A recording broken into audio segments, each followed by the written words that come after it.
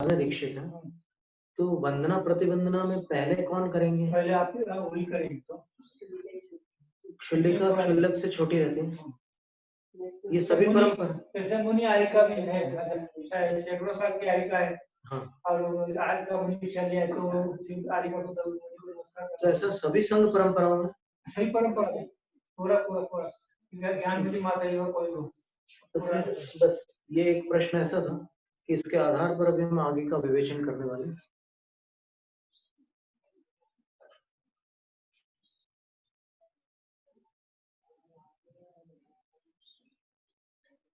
आज ठीका है, आरिका बंद है, आप उसको करना पड़ेगा। उसमें कोई आपत्ति नहीं, वो तो ठीक सही बात। क्या है कि भरी शिका बंद है फिर वो करिए, आपको आरिका बंद है तो करने होगा। जैसे हमसे पूर्व दीक्षित कोई राम ने नहीं करा क्या जी? राम ने सीता को पहले नमस्ते करा के नहीं, वो क्या है कि वो उनकी बात ही अलग है, वो पिछेधारी नहीं थे। ये 100 साल की भी आएगा वो होगी। शल्लक जी को पहले वो इच्छाकार करेंगे। अच्छा अच्छा।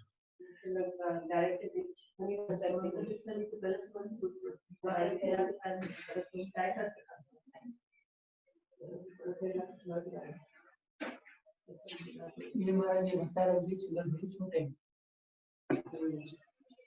इनका अभी उन्होंने छोड़ा है, शुरू में इच्छा लिया था तो उन्हें 2 बार ये लोग नहीं है, लेकिन क्या पीछे इसलिए उठा नहीं, लेकिन उन्होंने करा तो महाराज ने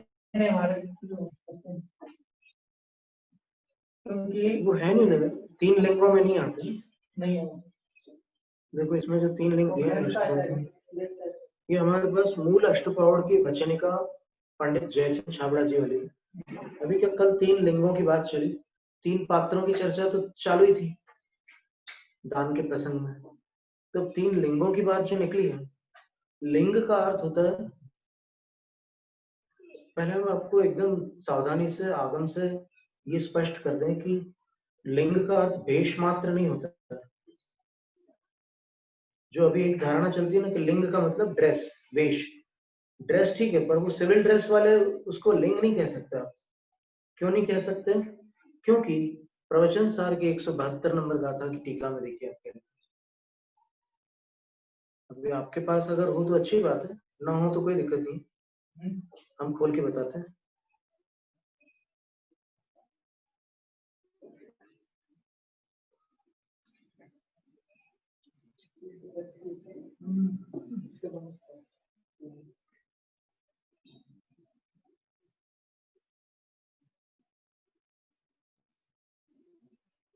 लिंग शब्द के 20 अर्थ दिए वहां गाथा 172 की टीका में लिंग शब्द के 120 अर्थ दिए। तो इसमें जो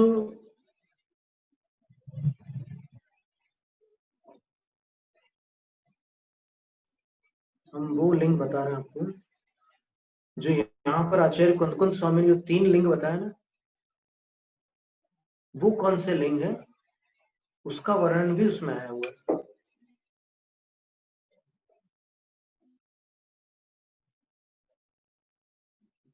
मिल गया? प्रवचन सार ग्रंथ यदि हो आपके पास तो उसमें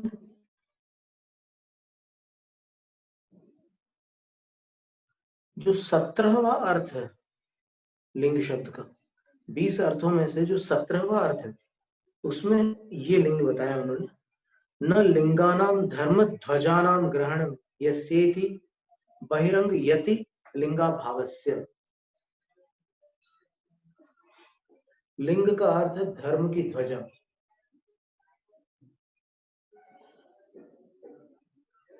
और उसमें बहिरंग यति लिंग बताया।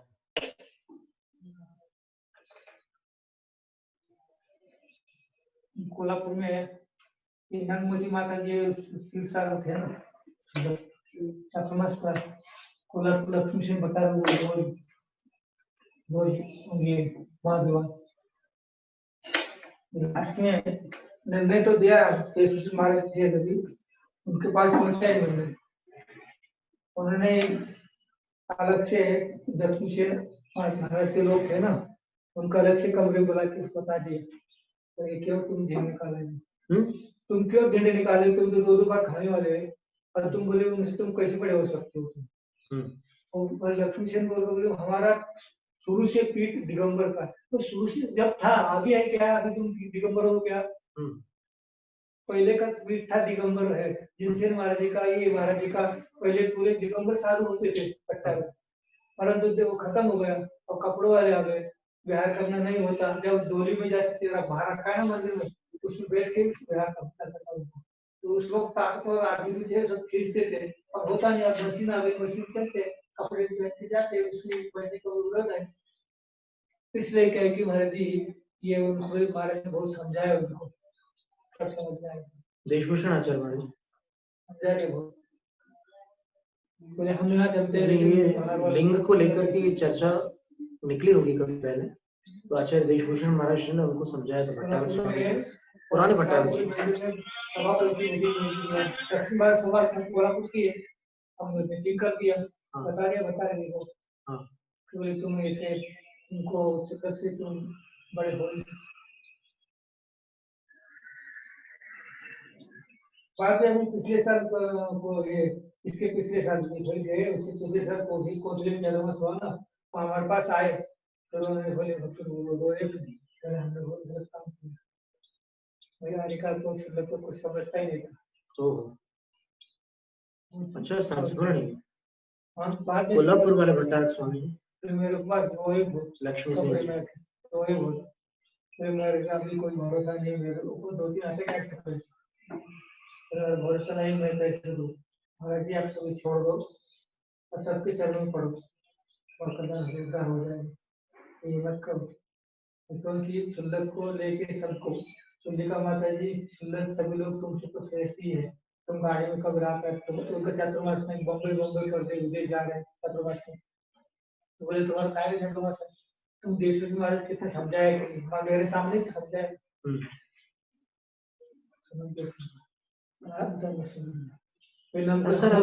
हमको भी ये दिगंबर बनने के बाद कई दिन तक नमस्ते नहीं किया, बात करते थे फोन से, बात करते थे नमस्ते, पर यहाँ आने के बाद आए तो पहली बार जय जाकर कोतली में आए, जय जी करके आचार्य गुलाबेश्वर महाराज की जय आए, अपरिचित नमस्कार किए पहली बार। विद्वान थे, हाँ विद्वान तो अच्छे काम कर रहे, 4 साल का मैं कैसे रहा नहीं मेरे को मालूम, बहुत कष्ट से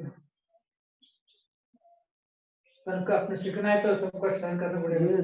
आचार्य गुलाब भूषण महाराज ने एक बड़ा मार्मिक संस्मरण सुना कि उन्होंने दीक्षा से पहले 4 वर्ष भट्टारक जी के पास, बड़े विद्वान भट्टारक जी थे पुराने, उनके पास अध्ययन किया और बड़े क्लेश के साथ, कठिनता के साथ उन्होंने अध्ययन किया, अनेक प्रकार के उनको कष्ट सहन करने पड़े, और फिर जब अध्ययन पूर्ण हुआ फिर बाद में दीक्षा ली, तो वो भट्टारक स्वामी जी महाराज जी को नमस्ते नहीं करते थे, फिर अंत में उन्होंने इनको आचार्य रूप में स्वीकार करके फिर कहाँ पर ये कोतली में उनको स्वीकार किया। वैसे पंडित पन्नालाल जी भी थोड़ा से नाराज हो गए थे आचार्य शिवसागर महाराज, क्योंकि उनकी सभा में जो एक विधवा आश्रम की एक माता रहती थी, वचनिका सुनती थी रोज, तो उनने आचार्य शिवसागर महाराज जी के संग में दाखिला ले लिया। पंडित जी ने बोला कि मुझे कोई आपत्ति नहीं, लेकिन आप इनको दीक्षा नहीं देना, अभी इनको अच्छे से पढ़ाना।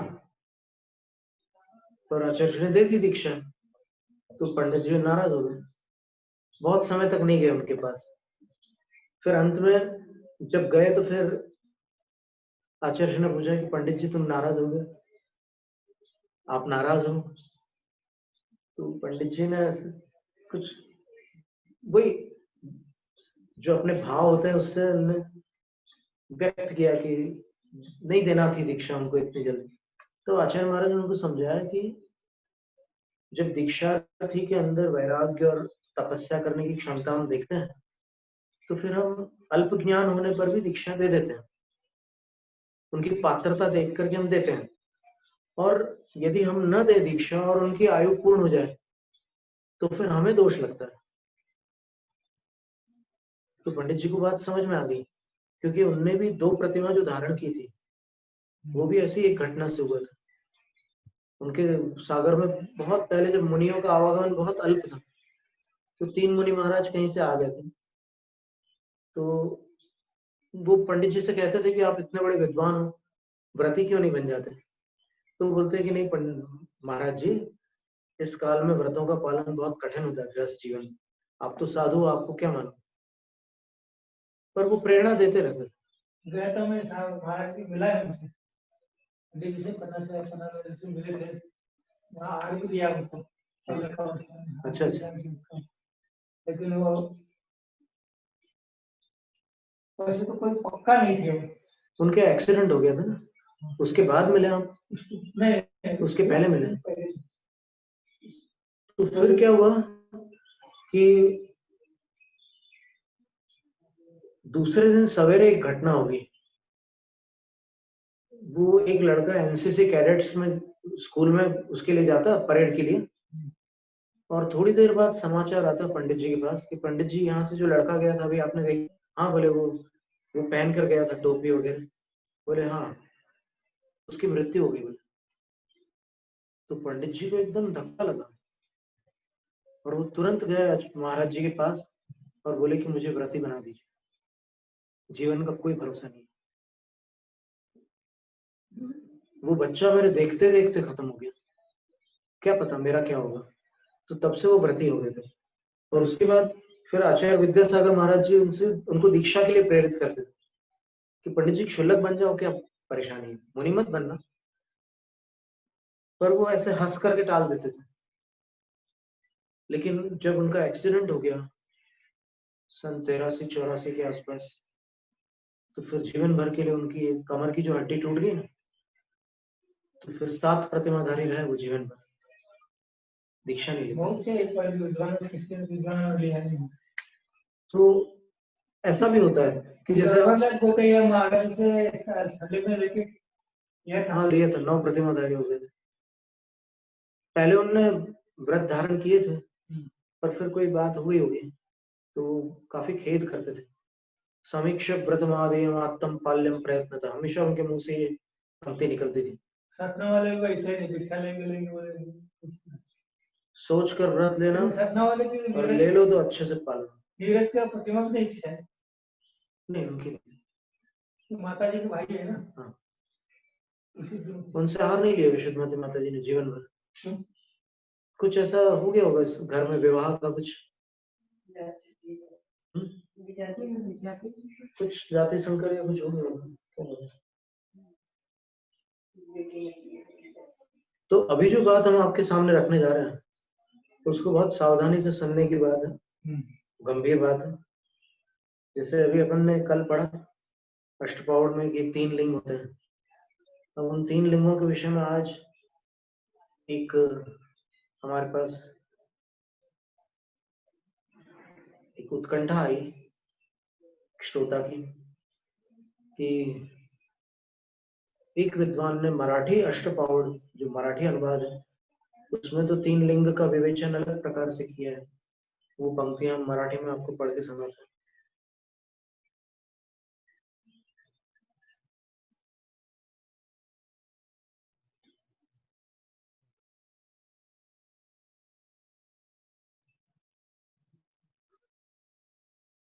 पहले तो उनका प्रश्न ये था कि वसुनंदी श्रावकाचार में नवगुण्य के विषय में सत्पात्र के अपेक्षाकृत कथन करके आपने उपकार किया। रत्नकरण के 114वें काव्य का पूर्ण रूप से अर्थ स्पष्ट हुआ कि नवगुण्य के अधिकारी कौन है। ठीक है, फिर इस प्रकरण को लेकर श्री दर्शन पावड़ की गाथा 18 जिसमें जिनागम के 3 लिंगों को लिया है, इसमें श्री जयचंद छाबड़ा टीका में अवरट्याण का अर्थ 1 से 9 प्रतिमाधारी तीसरा श्रावक का जिन लिंग कहा है आर्यिका माता और क्षुल्लिका को तीसरा लिंग माना ही नहीं है, ये उनका प्रश्न था। पर श्री पंडित पन्नालाल जी साहित्याचार्य कृत टीका में इसका अर्थ आर्यिका माता का लिया है। विनम्र अनुरोध है कि अवरठ्याण के अर्थ पर प्रकाश डालने की कृपा करें।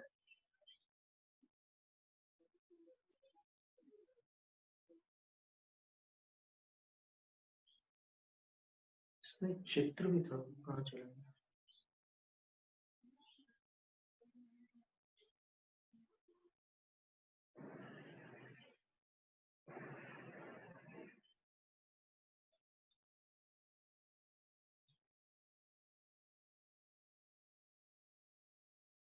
ये लिंगाचे प्रकार एगम जिणस्य रूपम बेयम मुक्किट्ठ सावयाणंतु अवरठ्याण तय्यम चौथ पुण लिंग दंसनम नत्थि। एकम जिनस्य रूपम द्वितीयम उत्कृष्ट श्रावकानांतु, श्रावका नाम होना था संस्कृत में। फिर अवरस्थितानाम तृतीयम चतुर्थम पुनर्लिंग दर्शन नास्ति। अर्थ किया उन्होंने पंडित जी ने।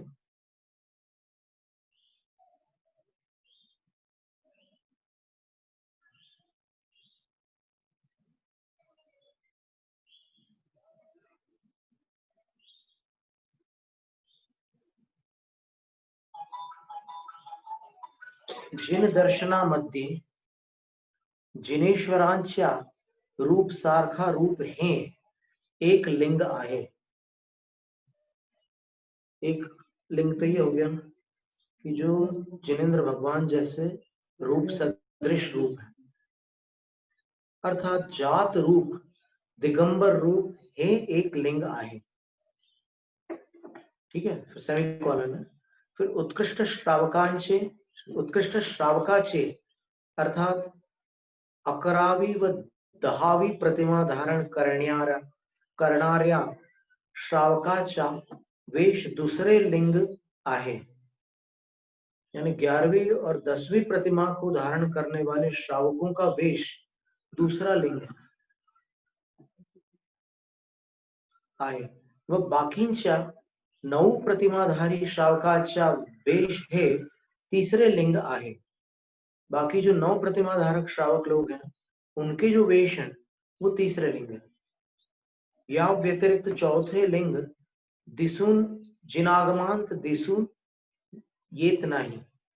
भावार्थ, पंडित मोतीचंद कोठारी जी हैं जो वैयाकरण भी थे और जिन्होंने समय सार पर एक भाष्य भी लिखा हुआ है, अमृतचंद सूरी की टीका के ऊपर टीका लिखी और इनको राष्ट्रपति से पुरस्कार भी प्राप्त हुआ था। बहुत कम भारतीय विद्वानों को राष्ट्रपति पुरस्कार मिला। शिक्षक पुरस्कार इनको मिला था पंडित पन्नालाल साहित्याचार्य को, और फिर इनको राष्ट्रपति पुरस्कार मिला था। ये लिख रहे हैं, जिनागमा मध्ये लिंगाचे 3च प्रकार सांगितले आहेत। एक तर यथाजात रूप नग्न दिगंबर रूप, दूसरे लिंग उत्कृष्ट श्रावक 10वी 11वी प्रतिमा धारण करणारे हेलक यांचे रूप होय व तिसरे लिंग 1 ते 9 प्रतिमा धारण करणाऱ्यांचा वेश होय। पहली से 9वीं प्रतिमा धारण करने वालों का वेश जो है वो तीसरा लिंग है। याशिवाय चौथे लिंग अन्य प्रकारचा वेश जिनागमामध्ये सांगितलेला नाही। इसके अतिरिक्त अन्य कोई भी वेश जिनागम में कहा नहीं है। जे त्याशिवाय दूसरा वेश मानतात ते मूल संघापासून बाह्य आहेत। जो इनके अतिरिक्त दूसरा वेश मानते हैं वे मूल संघ से बाह्य है।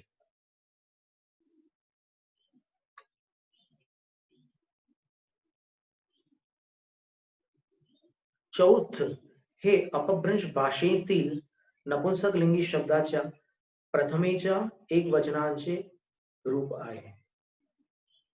गाथा में जो चौथ लिखा है चतुर्थम है, उसमें वैसा बन गया प्राकृत में।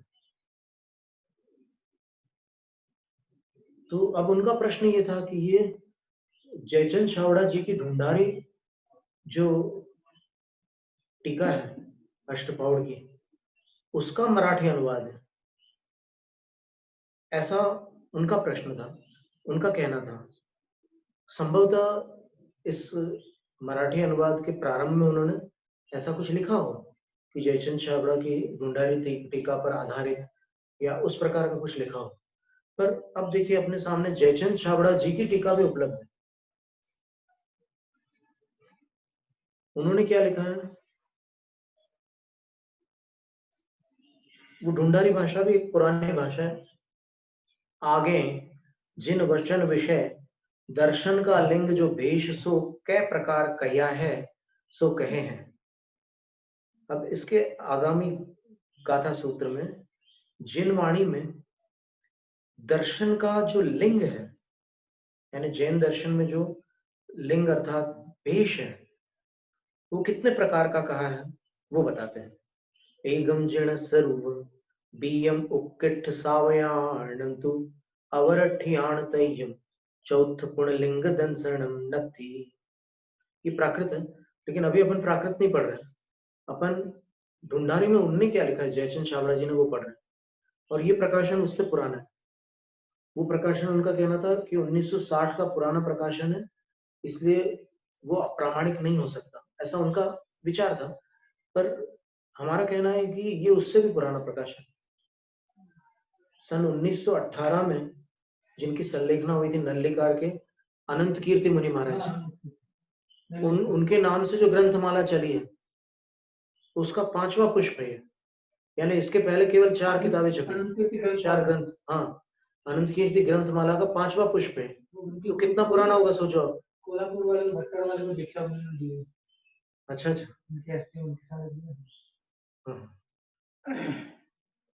तो दर्शन विषय एक तो जिनका स्वरूप है सो जैसा लिंग जिन देव धार्या सो लिंग है। जैन दर्शन में एक तो जिनेन्द्र का स्वरूप है, मतलब जैसा वेश जिनेन्द्र देव ने धारण किया था वो प्रथम लिंग है। बहुरी दूजा उत्कृष्ट श्रावकनी का लिंग है। ये ढूंढारी भाषा है। बहुरी का अर्थ होता है पुनः अथवा और दूसरा उत्कृष्ट श्रावक का लिंग है। उत्कृष्ट श्रावक 11वीं प्रतिमा में उनका लिंग है। फिर बहुरी तीजा अवरठ्य कहिए, तीसरा अवरस्थित कहिए, किस उसको क्या कहेंगे? जगन्य पद विषय स्थित। वर यानी उत्कृष्ट, अवर यानी जगन्य, ऐसा उनने लिया। वास्तव में देखा जाए तो अवर का अर्थ अनुत्कृष्ट होता है। वर और अवर, और तत्वार्थ सूत्र की अपेक्षा देखें तो नृस्थिति परावरे त्रिपल्योपमा अंतर्मुहूर्त है, वहां उत्कृष्ट और जगन्य भी लिया है। तो उन्होंने जो लिया है वो अनुचित नहीं है, अपेक्षा से ठीक है। तो जगन्य पद विषय स्थित ऐसी आरिकानिका लिंग है।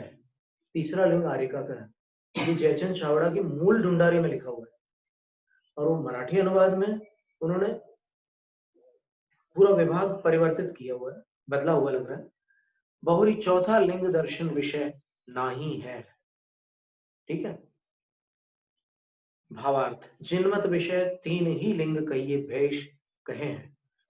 जिनमत में 3 ही लिंग अर्थात वेश कहे हैं। एक तो यथाजात रूप जिनदेव धार्या सो है। एक तो यथाजात रूप जो दिगंबर मुद्रा जिनेन्द्र भगवान ने धारण की वो है पहला वेश। बहुरी दूजा उत्कृष्ट श्रावक 11वीं प्रतिमा धारक का है।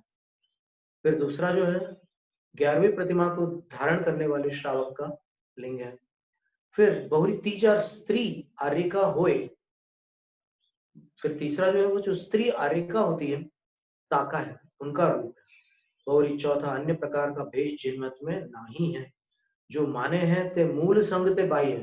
देखिए ये पंक्ति उसमें थी मराठी में, जो चौथा लिंग मानते हैं मूल संग से बाहर, ये पंक्ति यहाँ की है, लेकिन ऊपर की जो पंक्ति है उसमें अंतर है। तो अब जो बात हम आपके सामने रखने जा रहे थे वो ये थी कि इन्हीं आचार्य कुंदकुंद स्वामी ने समय पावर में 2 लिंग बताए, और यहाँ आश्रम पावर में 3 लिंग बताए। तो फिर यहाँ ऐसा अभिप्राय ग्रहण नहीं करना कि आचार्य महाराज विस्मरणशील थे, उनको पूरा पता था कि वो कहाँ क्या लिख करके आए हैं, लेकिन वहां पर समय पौड़ में उन्होंने दोन्नी विलिंगाणी ऐसे गाथा दी है, वो आपके सामने प्रस्तुत कर रहे हैं।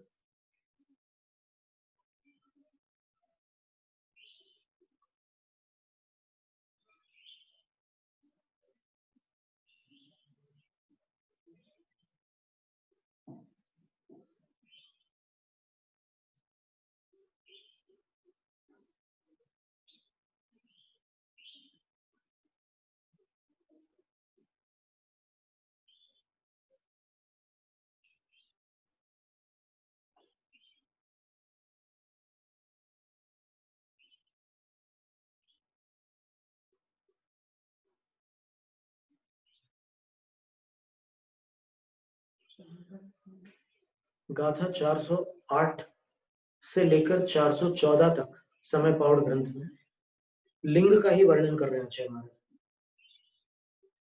पाखंडी लिंगाणि गे लिंगाणि विभवपाराणि गित्तुम वदन्ति मूढ़ा लिंग मिणम मुखमग्गोति नौ होदि मुखमग्गो लिंगम जे देहणिममा अरिहा लिंगम मुहितुदंसण नाण चरिताणि सेयन्ति।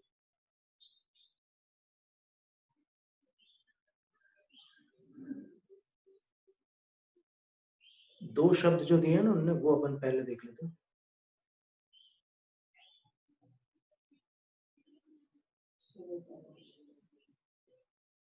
जिसको आज समय सार कहते हैं। दूसरी ये 414 नंबर गाथा में लिखा है व्यवहारियो पुण्यनौ दोन्नि विलिंगाणि भणै मुख पहे निच्छरणो नैच्छै मुख पहे सब लिंगाणि। दो प्रकार के लिंग होता है, एक पाखंडी लिंग और दूसरा गृही लिंग।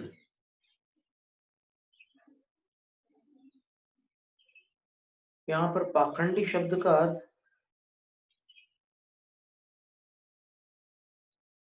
ढोंगी कपटी नहीं है।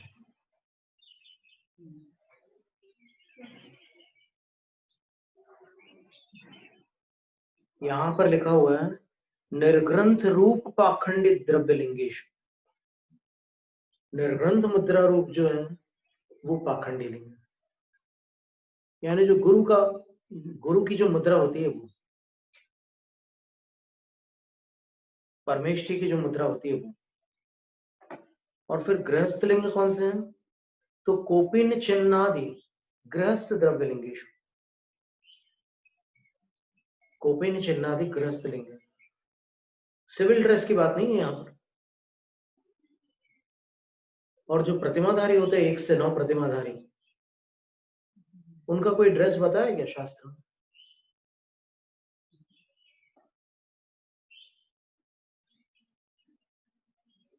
यहाँ कोपिन चिन्नादि मतलब जो एलक शिल्लकों का जो वेश है उसकी चर्चा हो रही है।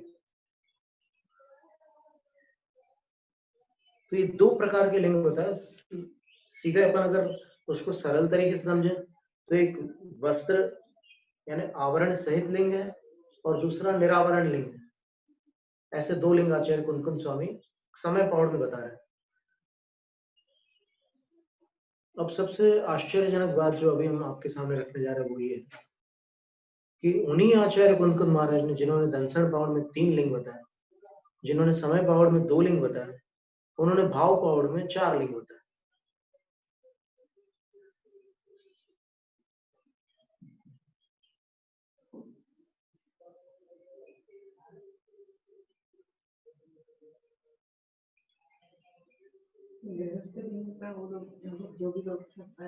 नहीं, गृही लिंग का अर्थ गृहस्थ मुनि वेश होता है वो, और गृहस्थ मुनि का अर्थ ये यक्षलग है।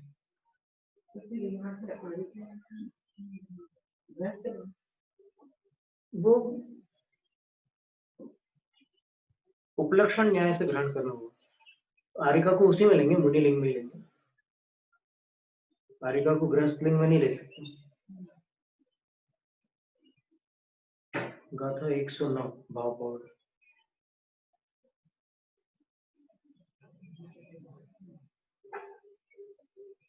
और 109 में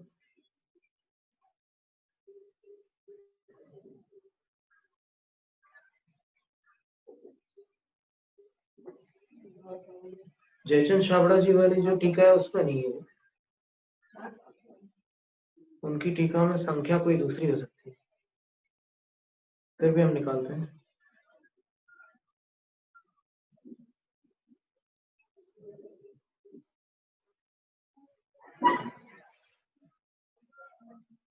उसमें 111 क्रमांक आता है जयचंद छाबड़ा जी वाले।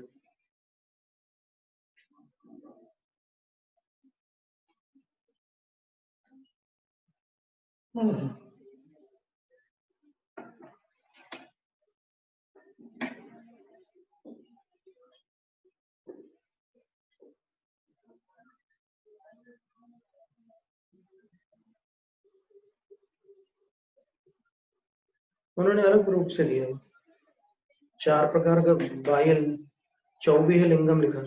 चौवीह जो है ना, 4 प्रकार का लिंग हो गया वो। और इन्होंने जो लिखा ना कि मस्तक के, दाढ़ी के और मूंछ के बालों का लोच करना और शरीर के अन्य स्थानों पर जो केश है उनको धारण करना, ये 4 लिंग बता रहे हो। ये 4 लिंग कैसे हो जाएंगे? ये तो दिगंबर पहले लिंग में ये बताया गया, अथवा दूसरा प्रकार से बता रहे हो कि वस्त्र का त्याग करना, केशलोंच करना, स्नानादिक संस्कार न करना और पिच्छी रखना। ऐसो लिंग कप्पो, ये जो मूलाचार की गाथा आती है और फिर इसमें भगवती आराधना में भी आती है, वहां पर इसको लिंग के 4 भेद नहीं कहा है, वहां पर ये कहा है कि जिन लिंग की ये 4 पहचान है, 4 पहचान और 4 भेद, दोनों में अंतर है कि नहीं? तो यहाँ 4 लिंग वाली जो बात आ रही है उस पर हम जो बात कहना चाह रहे हैं वो ये है कि जब 3 लिंग कह चुके हैं तो 4 कैसे बनेंगे? तो समाधान ये था, जो सबसे प्रारंभ में हमने एक प्रश्न पूछा था कि अगर बड़ी क्षुल्लिका दीक्षा में तो क्षुल्लक महाराज उनको इच्छाकार करेंगे या फिर क्षुल्लिका माता जी नवीन क्षुल्लक को इच्छाकार करेंगे। तो यहाँ से जानकारी मिली, माता जी ने भी, आचार्य आरिका माता जी ने भी कहा और आचार्य महाराज ने भी कहा कि सभी संघों में क्षुल्लक बड़े होते हैं और क्षुल्लिका छोटी होती है, इसलिए क्षुल्लिका पहले इच्छाकार करते फिर क्षुल्लक जी उनको प्रतीक्षाकार करेंगे, जो भी करेंगे। तो इससे ये बात हुई कि आर्यिका मुनि से छोटी है और क्षुल्लिका क्षुल्लक से छोटी है। तो वो जो तीसरा लिंग था अवर स्थित, वो स्त्रीलिंग था और अवर का अर्थ ये हुआ कि वर जो दिगंबर मुद्रा है उससे छोटी अवस्था आर्यिका की है, गुणस्थान की अपेक्षा से भी और कुछ प्रायश्चित में थोड़े अंतर होने के कारण भी अंतर है। बाकी तो चर्या वही है, 28 मूल गुण, बस खड़े होकर के आहार नहीं कर सकती और फिर वस्त्र धारण करती है, वो उनकी मुद्रा ही है, वैसे आवरण धारण करते हैं। अब क्षुल्लक से छोटा लिंग अगर क्षुल्लिका का है तो फिर चौथा हुआ कि, तो वहां पर एक अवर शब्द में ऊपर के दोनों से नीचे वाली बात ग्रहण हो जाती है। और यहाँ पर जो देखिए, ये उन्हीं के वचनों के अनुसार हम उसको घटित करने का प्रयत्न कर रहे हैं कि जो कुंद कुंद आचार्य वहां 3 कह रहे हैं और फिर समयसार में 2 कह रहे हैं, अब उसमें समयसार में जो 2 कह रहे हैं उसमें एक पाखंडी लिंग है और एक गृही लिंग है। तो गृही लिंग में तो गृहस्थ मुनि शब्द का प्रयोग कुछ ग्रंथों में उपलब्ध होता है क्षुल्लक के लिए, गृहस्थ मुनि, क्षुल्लिका के लिए गृहस्थ श्रमणी, गृहस्थ श्रवण, गृहस्थ मुनि, गृहस्थ श्रवणी। तो लघु मुनि, लघु आर्यिका, उनको क्षुल्लक क्षुल्लिका कहा जाता है। अब यदि अवर में अपन 2 को नहीं लेते, आर्यिका को भी और फिर क्षुल्लिका को भी, तो फिर यहाँ जो 4 शब्द है, चतुर्विध लिखा है। अगर चतुर लिखा रहता तो फिर बात अलग हो जाती थी, लेकिन 4 प्रकार का कह रहे हैं। तो 4 प्रकार तो तभी बन सकते हैं जब मुनि आर्य का क्षुल्लक शुलिका।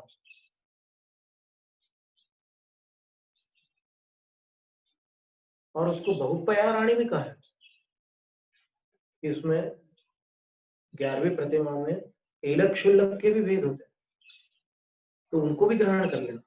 प्राकृत में बहुवचन जो होता है ना, द्विवचन को भी बहुवचन माना जाता है। एक से अधिक है तो बहुवचन, प्राकृत में ऐसा है, द्विवचन कोई शब्द नहीं हुआ।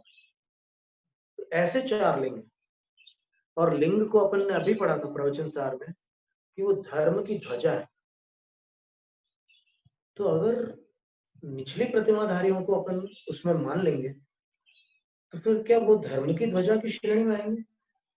दुकान पर बैठा हुआ एक श्रावक खेती किसानी कर रहा है, जानवरों पर चाबुक चला रहा है, युद्ध लड़ रहा है, क्या वो लिंग हो सकता है जिन शासन में? और लिंग जो होता है वो पूरे संस्कारों के साथ होता है। और गुरु के समीप जाकर के कुछ व्रतों को ग्रहण करता है। कौन से व्रतों को ग्रहण करता है? विचार करो। जो व्रत उसके पास है उसको तो ग्रहण नहीं कर सकता।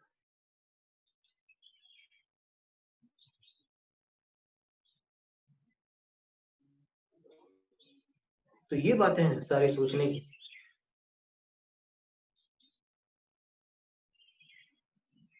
अभी अपन कुछ ग्रंथों के आधार से देखते हैं।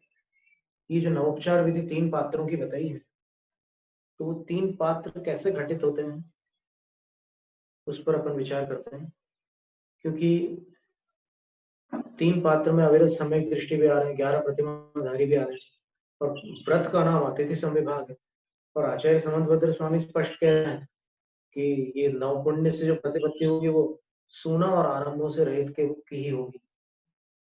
तो सूना और आरंभ से रहित कौन है?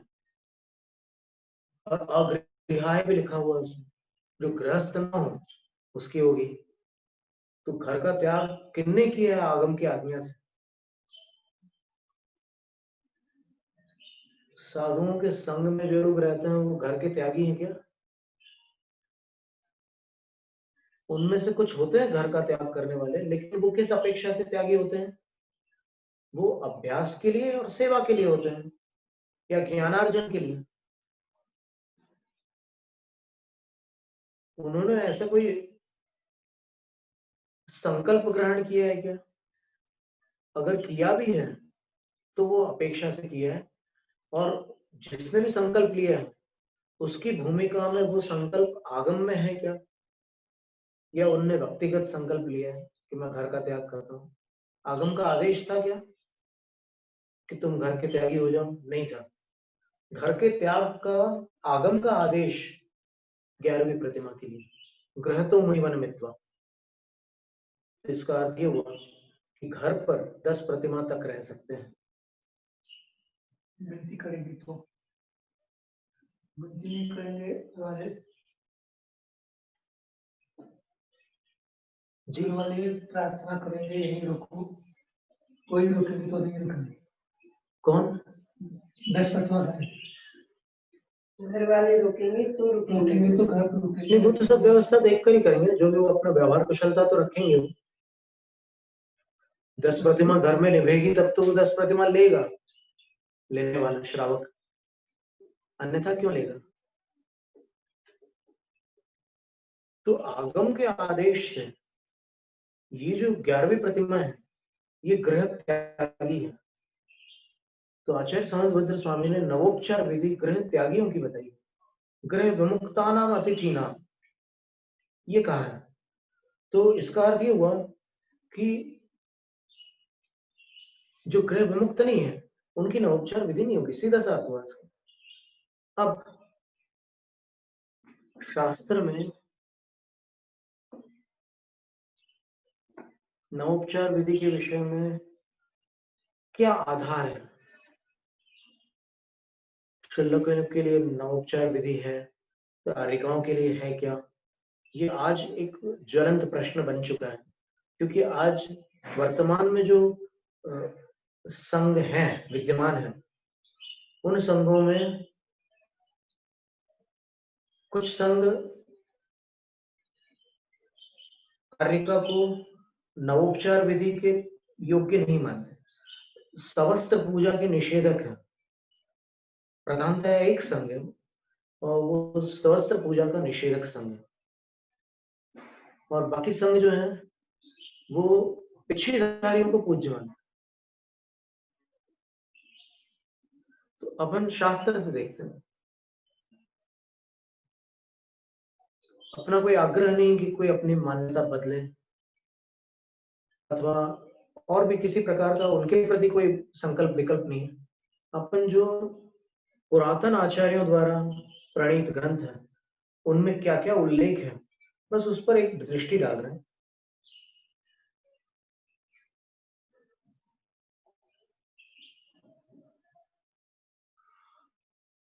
पद्म पुराण में पर्व क्रमांक 81 उसमें लिखा है 80 नंबर श्लोक में, एवं मात्र महास्नेह रस प्लावित मानस अपूजेद अवद्वार लक्ष्मणेन समन नृपः। जब अवद्वार गति नामक शुल्लक महाराज अयोध्या से लंका समाचार लेकर के आए, माता कौशल्या का समाचार वो लंका लेकर के आए, जहां पर श्री राम ने रावण विजय के उपरांत वहां पर कुछ सीता जी को प्राप्त करके थोड़ा सा विश्राम किया था। तो उस समय वो समाचार लेकर के आए और वो अष्टम नारद थे। 9 नारद होते हैं जैन परंपरा में, तो उनमें से अष्टम नारद थे, अवद्वार गति और क्षुल्लक पदवी के धारक थे। तो उन्होंने जब माँ का समाचार सुनाया तो माँ के महास्नेह रस से राम का मन एकदम भीग गया और उन्होंने लक्ष्मणेन समम, लक्ष्मण के साथ मिलकर के अवद्वारम अपूजयत, क्षुल्लक महाराज की पूजा की।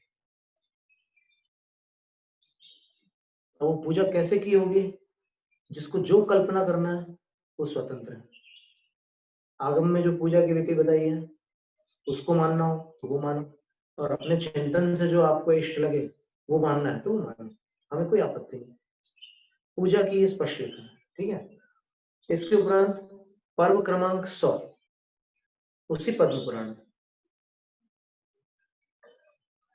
सीता सती द्वारा सिद्धार्थ क्षुल्लक महाराज की नवोपचार विधि।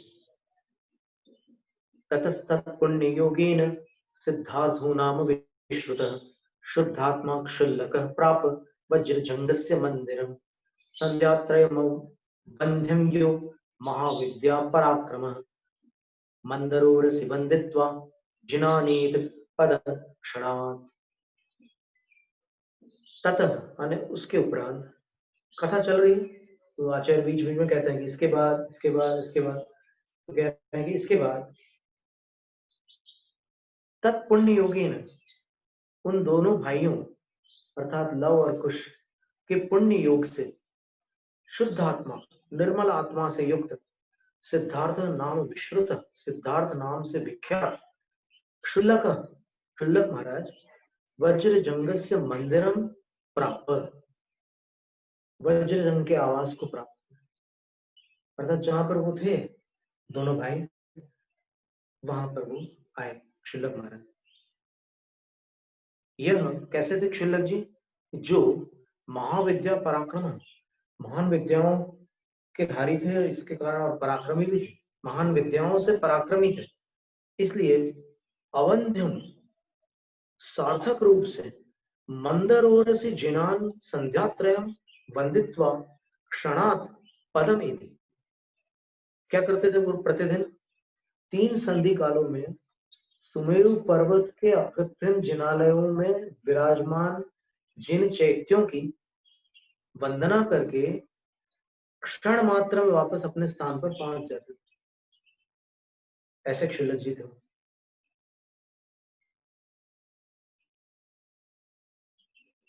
और उसके बाद कह रहे हैं प्रशांत वदनो धीरो लुंच रंजित मस्तक साधु भावन चेतस को वस्त्र मात्र परिग्रह। शांत मुखड़ा था उनका, प्रशांत बदन, धीरज रखते थे। संकट में जो विचलित नहीं होते उनको धीर कहते हैं, तो वो धीर थे।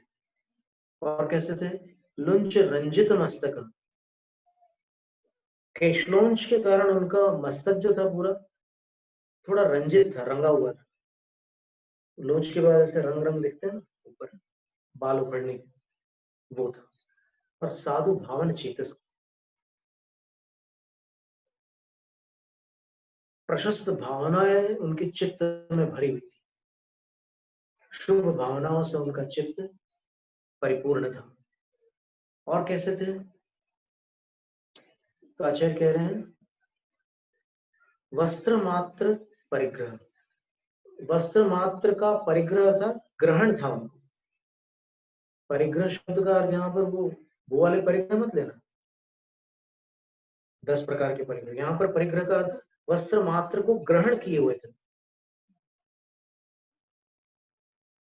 क्योंकि नीति सार में बताया कि नक्षत्र दर्शनान मुंचेत सामायिक परिग्रह, नक्षत्र देखने से जो सामायिक करने बैठे हैं जो साधु, नक्षत्र देखते ही सामायिक परिग्रह को छोड़ दे, सामायिक के परिग्रह का त्याग कर दे। सामायिक के परिग्रह का मतलब ये वो 10 प्रकार के परिग्रह में नहीं आता। परिग्रह का अर्थ होता है ग्रहण, स्वीकार। यहाँ पर वही वस्त्रों को स्वीकार करने वाले। और उत्तमाणु व्रतो नाना गुण शोभन भूषित, उत्तम अणुव्रत के धारी थे। अब ये शब्द थोड़ा ध्यान देने, गुरु के पास 11वीं प्रतिमा लेते समय कौन से व्रत धारण किए थे? अणुव्रत तो उनके पास पहले से थे, अभी ये उत्तम अणुव्रत है। उत्तम अणुव्रत और अणुव्रत में अंतर है, ये बात ध्यान में रखना। तो उत्तम अणुव्रती थे और नाना गुण शोभन भूषित, वे अनेक गुण रूपी आभूषणों से भूषित थे। सम्यक दर्शन, सम्यक ज्ञान, सम्यक चरित्र, सम्यक तप, इनसे भूषित थे। और जिन शासन तत्व कला जल पारक, जिन शासन के तत्वों के ज्ञाता थे और कला रूपी समुद्र के पारगामी थे, पूरे 72 कलाओं के जानकार थे।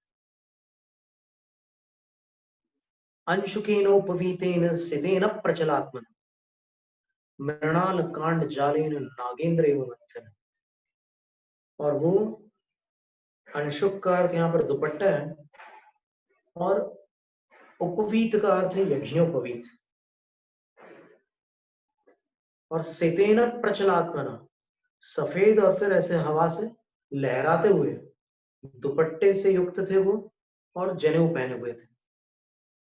तो ऐसा लग रहा था कि जैसे किसी सरोवर से कोई हाथी जब बाहर निकल करके आता है तो उसके पैरों से कुछ ऐसे कमल के डंठल और फिर कुछ वो वनस्पतियां ऐसे लटक जाती है ना, तो वैसे इनके शरीर पर ये सफेद दुपट्टा लटक रहा था, फिर एक जनेऊ लटक रहा था।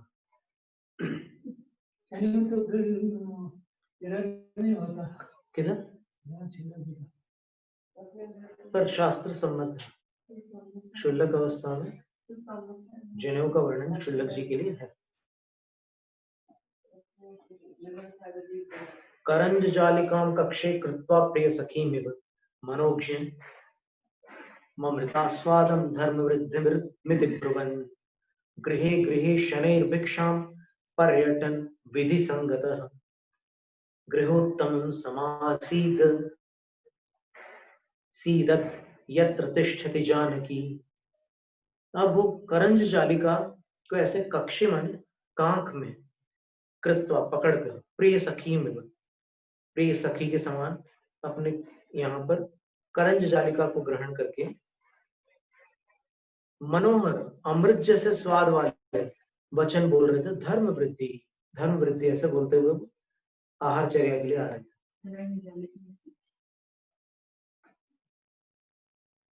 अब इसका कुछ भी अर्थ होगा करंज जालिका का, क्योंकि करंज का जो पेड़ होता है उसकी छाल में बहुत बारीक रेशे होते हैं, तो उन रेशों से भी कोई कोमल उपकरण बनाया जा सकता है। और वो उपलक्षण न्याय से अपन उसमें मयूर पंख की पिच्छिका का भी समावेश कर सकते हैं, जो किया है कुछ आचार्यों ने। जब से किया हो, कब से किया हो पता नहीं, लेकिन अभी आगे एक श्लोक आने वाला है, उससे आपको समझ में आएगा कि ये पिच्छी क्षुल्लक रख सकते हैं कि नहीं रख सकते, इसका वर्णन आएगा।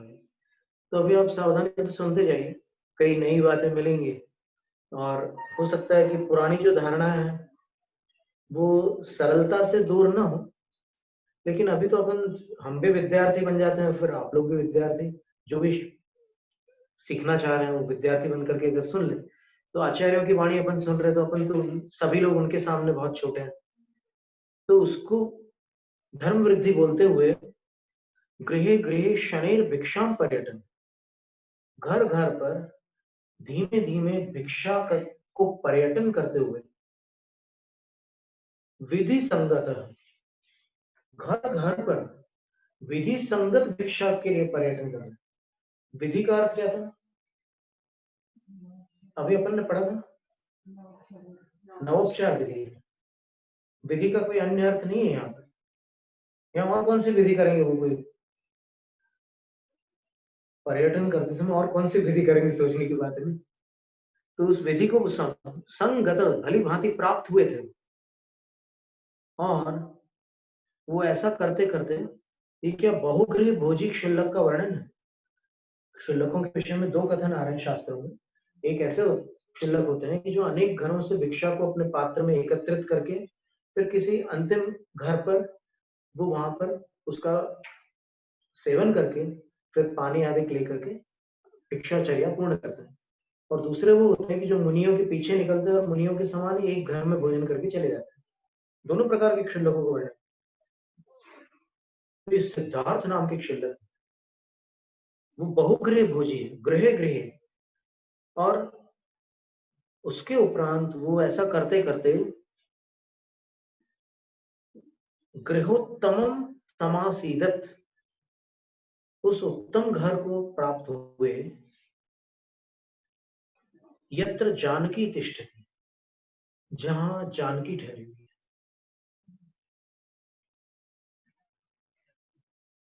जिन शासन देवीव सा मनोहर भावनया दृष्ट्वा क्षुल्लक मुत्तीर्य संभ्रांता नव मालिका। अब वो बड़ा भारी वज्रजंग का घर था जैन रामायण के अनुसार। वो एक बहुत विशाल भवन था, नव मालिका, 9 खंड का महल था। तो वहां से वो सीढ़ियां उतरती हुई क्षुल्लक महाराज को देखकर विधि को विदा, नवोपचार विधि अर्थात नवदा भक्ति को जानने वाली, ये शब्द यहाँ लिखने की क्या आवश्यकता थी आचार्य महाराज? अगर क्षुल्लक जी की नवदा भक्ति आगम सम्मत न होती तो फिर ये शब्द लिखने की आवश्यकता ही क्या थी कि सीता जी नवदा भक्ति जानती थी? बताने की जरूरत क्या थी? और क्षुल्लक जी विधि संगत होकर भिक्षा ग्रहण कर रहे थे सभी घरों, हर घर में नवोपचार विधि होती थी, तब वो वहां से कुछ सामग्री लेते। समय कितना भी लग जाए, उससे कर्म निर्जरा होती है विधि से आहार ग्रहण करने पर, और आहार के प्रति राग करने पर कर्म बंद होता है, ऐसा है।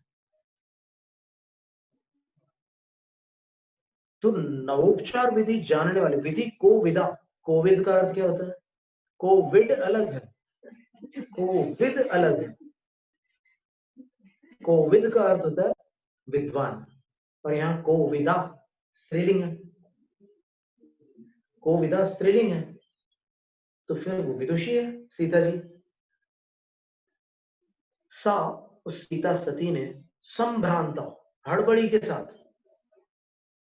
जिन शासन देवी एवं जिन शासन की देवी के समान, मनोहर भावनया, मनोहर भावया, मनोहर भावना के साथ, नव मालिका उत्तीर्य, 9 खंड के महल से नीचे उतरकर, उपगत्य, समीप जाकर, करवारी रहद्वयम,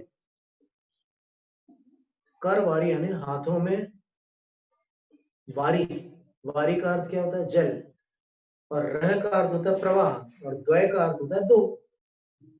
तो उन्होंने उनके चरणों पर जल छोड़ा सबसे पहले। इसका मतलब यह है कि वो एकदम सीधे उनके पास नहीं गई, जल साथ में लेकर के गई, कुछ तो लेकर के गई, तो उनके चरणों में जल छोड़ा। ऐसे शुल्लक महाराज को समाधाय अर्थात भली भांति स्वीकार किया। भली भांति स्वीकार करने का मतलब जो प्रदान की विधि है उस विधि से स्वीकार किया। अभी इसमें भी वर्तमान में जो भेद चल रहा है कि शुल्लकों को 3 परिक्रमा नहीं लगेगी, माता जी को और मुनि महाराज को लगेगी, अथवा कई स्थानों पर माता जी को भी नहीं लगेगी, केवल मुनियों को लगेगी 3 परिक्रमा, क्योंकि रत्नत्रय तो मुनियों के पास ही है, बाकी लोगों के पास तो नहीं है। पर इसमें थोड़ा सा संशोधन करना होगा कुछ धारणाओं में।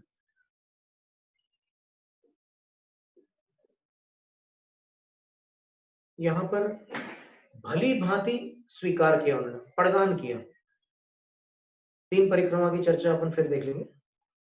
और इच्छाकार आदिना सम्यक, इच्छाकार आदि के साथ समीचीन रीति सम्यक प्रकारेण संपूज्य, उत्तम पूजा की सीता जी ने। संपूज्य लिखा है यहाँ पर। तो अभी अनेक स्थानों पर ऐसी मान्यता है कि शुल्लकों की पूजा नहीं होती, उनको केवल एक अर्घ दिया जाता है। यहाँ क्या लिखा है? सम्यक संपूज्य, अकेला संपूज्य नहीं लिखा, सम्यक संपूज्य। और फिर आदरात विशिष्टेन अन्नपानेन, आदर से विशेष अन्नपान द्वारा उन्हें समतर्पयत, भली भांति तृप्त किया, शुल्लक महाराज जी को परिपूर्ण आहार कराया। क्योंकि सा जिनेन्द्र शासनासक्तान बांधवान पश्यति, वह जिनेन्द्र भगवान के शासन में महान प्रीति रखने वालों को बांधव रूप अर्थात अपने इष्टजन के समान मानती थी सीता जी। फिर पर्व क्रमांक 102। अब इसमें एक बात ध्यान रखना, गृहस्थ मुनि शब्द जो आया था वहां पर समय साथ में, है ना? यहाँ पर भी अपन देखते हैं उस शब्द का जो प्रयोग है। कृतांत वक्त्रंतु नारद परिपृष्ठवान, परिपृष्ठवान।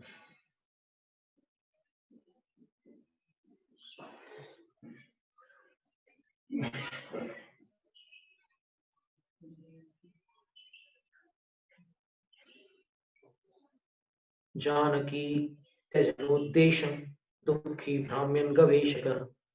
अभी सिद्धार्थ शुल्लक महाराज जी तो लव कुश को शिक्षा देने लगे उस आहारचर्या के बाद में। कुछ पूर्व भाव का ऐसा कोई संबंध निकला कि फिर उन्होंने उनको विद्या अध्ययन कराया, लव और कुश को। और इधर क्या हुआ कि नारद जी जो अभी वहां पर लंका में जिनकी पूजा की थी राम लक्ष्मण, वो फिर जब उनको समाचार मिलते हैं कि सीता जी जो है उनको जंगल में छोड़ दिया गया है, तो नारद जी को बड़ा खेद होता है। तो वो कृतांत वक्त्रंतु दर्शनेव स्थितो वीरो प्राप्यताभ्यां च पूजितः आसनादि प्रदानेन गृहस्थ मुनिवेशकृत ततः सुखम समासीन परम दोषमुद्वहन् अब्रवीत्तावद्वारं द्वारः कृतस्निग्ध निरीक्षणः।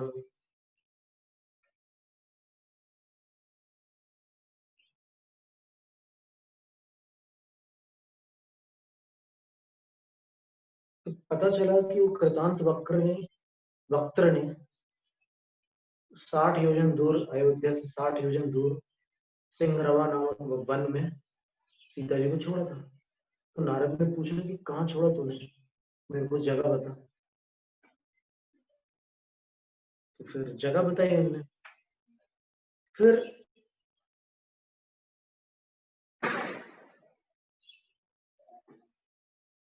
उनने ढूंढ निकाला। अंत में नारद जी जो थे उनसे कोई चीज कोई बच के वो रह नहीं सकता था।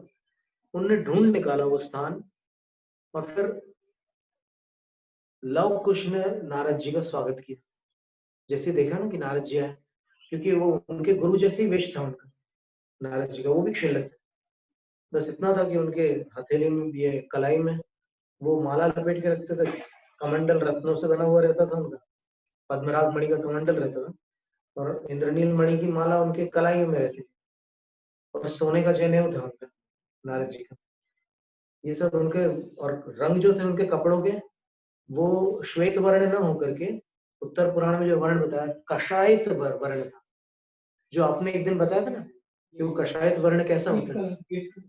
वो गेरुआ मिट्टी से वो वर्ण बनाया जाता है, कषायित किया जाता है, ईंट जैसा रंग। तो नारद जी को जैसे ही देखा उन्होंने, तो उन्होंने वीरों, दोनों वीर थे, तो दर्शन करने पर उन्होंने उनको प्राप्त, नारद जी को प्राप्त होकर के ताभ्याम च पूजित, दोनों के द्वारा वो पूजित हुए। नारद जी की दोनों ने मिलकर पूजा की, दोनों भाइयों ने, और आसनादिक प्रदान, और आसनादिक भी प्रदान किए उन्होंने साथ में। गृहस्थ मुनि वेश वृत्त, गृहस्थ मुनि वेश को धारण करने वाले नारद जी, क्षुल्लक के वेश को धारण करने वाले मुनि, उनकी उन्होंने गृहस्थ मुनि की पूजा की। तथा सुखम समासेन, फिर सुखपूर्वक बैठ करके वो परम तोष मुद्दुन, एकदम प्रसन्न हो गए उन दोनों के ऊपर। और फिर अब्रवीत तावत द्वारा कृत स्निग्ध निरीक्षण, बड़े प्रेम से दोनों की ओर देखा, और फिर उन्होंने उनको आशीर्वाद देते हुए कहा कि तुम दोनों भाई राम लक्ष्मण के समान भलो फूलो, ऐसा आशीर्वाद दिया। तो फिर इन्होंने, दोनों भाइयों ने पूछा कि राम लक्ष्मण कौन है। तो फिर नारद जी ने पूरी कथा सुनाई रामायण की, लव कुश को नारद जी ने पूरी रामायण सुनाई, ऐसा जैन रामायण में लिखा। और उसको सुनने के बाद जब सीता जी का प्रसंग आया, तब लव कुश को बहुत बुरा लगा, ये क्या कर डाला उन्होंने, इतने अच्छे राम, सब पूरी कथा सुनकर हम लोग आनंदित हो गए, लेकिन ये क्या कर डाला उन्होंने, हम उनसे मिलना चाहते हैं। उसके बाद फिर वो सब आगे का उपक्रम हुआ। फिर हरिवंश पुराण में, समय कितना हुआ,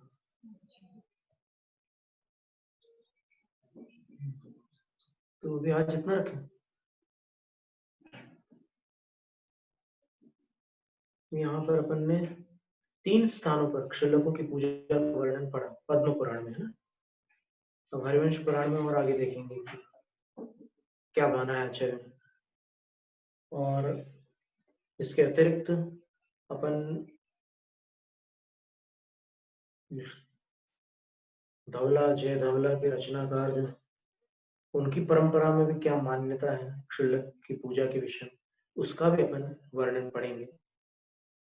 अभी अपन ये समझ लीजिए कि आज अपन ने 3 लिंग के बारे में चर्चा समझी, कि उसमें 3 लिंग से 4 लिंग का भी जो कथन था, तो 4 लिंग तभी घटित हो सकते हैं अगर अतिथि संविभाग व्रत में अपन को घटित करना है, तो वो 4 लिंग अग्रहस्थ होने चाहिए चारों।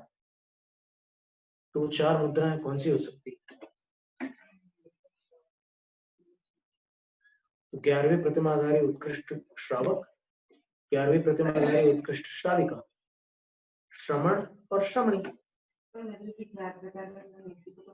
इसी को तो चतुर्विध संघ कहते हैं। गृहस्थ को संघ थोड़ी बोलते हैं।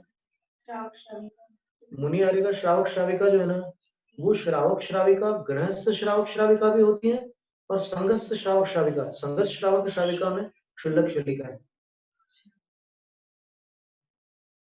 और गृहस्थ श्रावक श्राविका अलग है, वो चतुर्विध संघ में थोड़ी आते हैं। उनको अर्घ चढ़ाएंगे, चढ़ाने वाला खुद को अर्घ चढ़ा देंगे, श्रावक श्राविका। तो आज अपन ने प्रथमान योग में केवल ये देखा, पद्म पुराण का ही देख पाए आज, आगे का वर्णन आगे देखेंगे। जितने भी प्रश्न उठे ना उनको लिखते जाना है।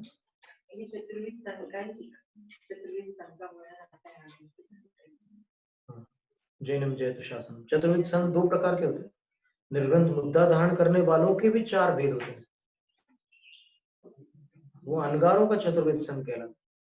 और फिर एक समोसरण का जो चतुर्विध संघ, मुनि आर्य का, श्रावक श्राविका, वो भी चतुर्विध संघ। तो वो अदीक्षित लोगों का संघ नहीं है, दीक्षाधारियों का संघ। संघ का अर्थ ही होता है साधुओं का समूह। तो वो साधु लघु मुनि हो या फिर दो प्रकार के मुनि हो जाएंगे, एक गृहस्थ मुनि हो या फिर एक निर्ग्रंथ मुनि हो, दोनों मुनि है।